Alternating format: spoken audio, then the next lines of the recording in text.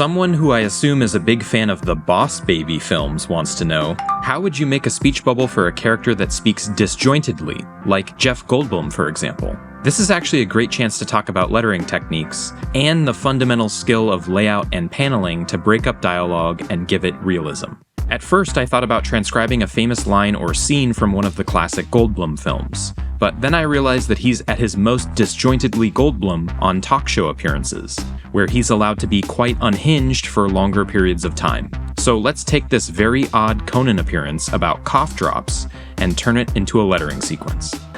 But it was a Halls, and I thought that being a little mentholated would give me some vocal warmth.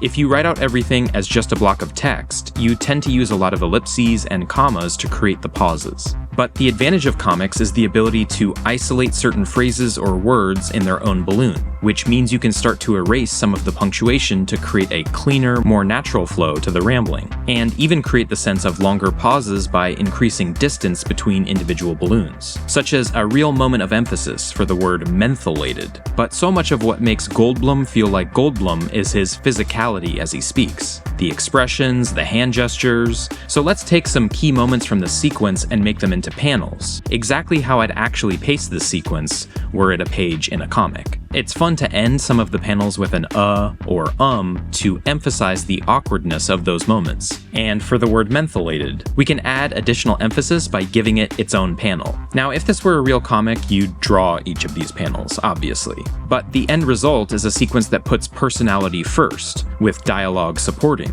rather than trying to convey all that unique personality in just lettering. Of course, we could use our original lettering on a single image, which creates more of a rambling monologue feel, which may convey a sense that he's boring someone or lost in his own world. Neither one is necessarily better than the other, but they both have a very specific tone that may suit different characters and storytelling styles.